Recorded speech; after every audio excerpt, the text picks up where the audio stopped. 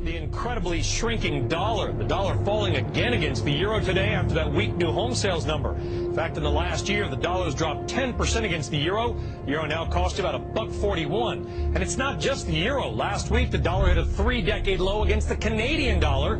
This morning, the greenback hit a record low against a basket of 6 major currencies. As tracked by the New York Board of Trade, we're talking about the dollar index.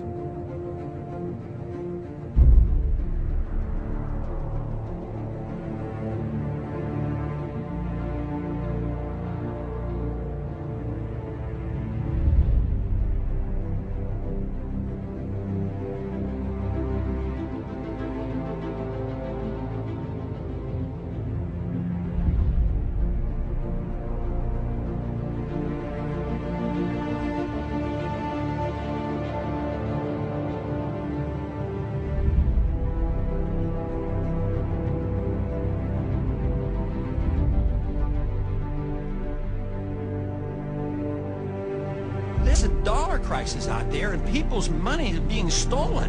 People who are saved, they're being robbed. I mean, if you have a devaluation of the dollar at 10%, people have been robbed at 10%. But how can you pursue this policy without addressing the subject that somebody's losing their wealth because of a weaker dollar? And it's going to lead to higher interest rates and a weaker economy.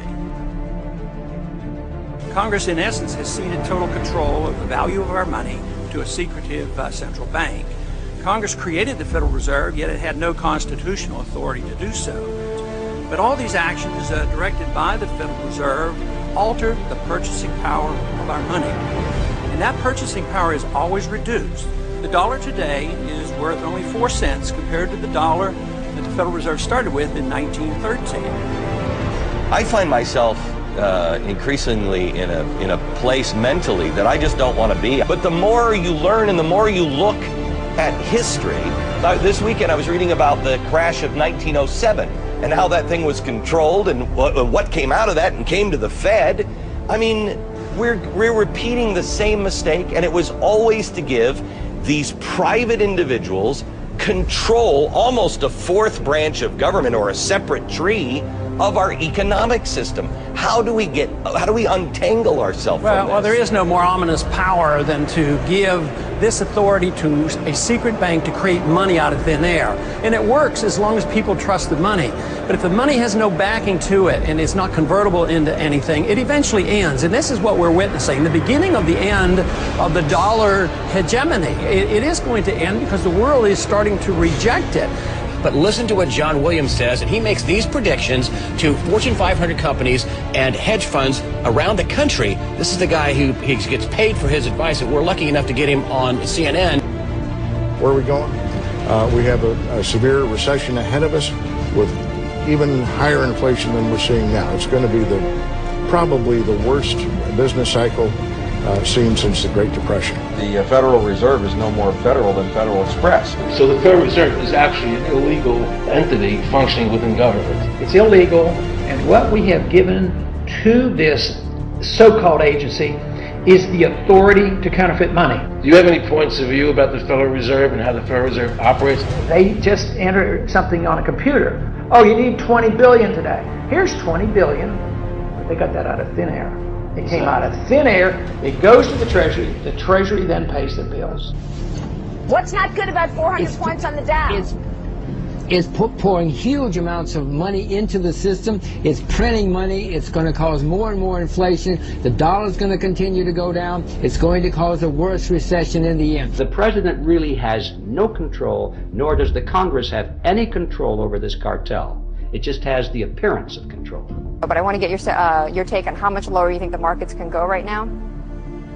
We think that the markets can decline 50 or 60%. We hate to say something so somber, but this is not the time to be optimistic or pessimistic. It's time to be realistic.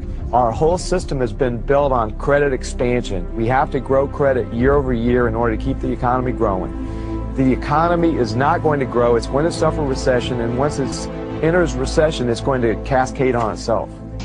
How much money does the Federal Reserve have? I know they can run the printing presses forever, but that is not good for the world. Inflation is not good for the world. A collapsing currency is not good for the world. But The bad news this morning seemed to be irrelevant compared to yesterday's announcement of the most sweeping reform and regulation of the financial sector since the Great Depression. So if that is why the market is so happy, how long is that going to last? I mean, isn't this a little like rearranging the deck chairs in the Titanic? Isn't it already too late?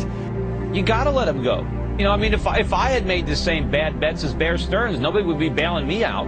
You know, why should the average American have to pay more for gasoline and more for food because these Wall Street guys screwed up? Let them go under. This is the reality of the crisis in the U.S. economy. People who used to own their own homes are living hand to mouth on land once occupied by those less fortunate. OPEC says the reason for $105 or $106 a barrel oil is the falling value of the dollar, and you won't address that issue. Where do we go to find out who's right? Wendell, I'm under strict instructions and have been from the beginning to not talk about the dollar, and I'm not going to get fired to satisfy your question. Respect that. But I will ask you this. What would be the first two things you would do if you were in Mr. Bernanke's seat tomorrow morning? I would abolish the Federal Reserve and I would resign.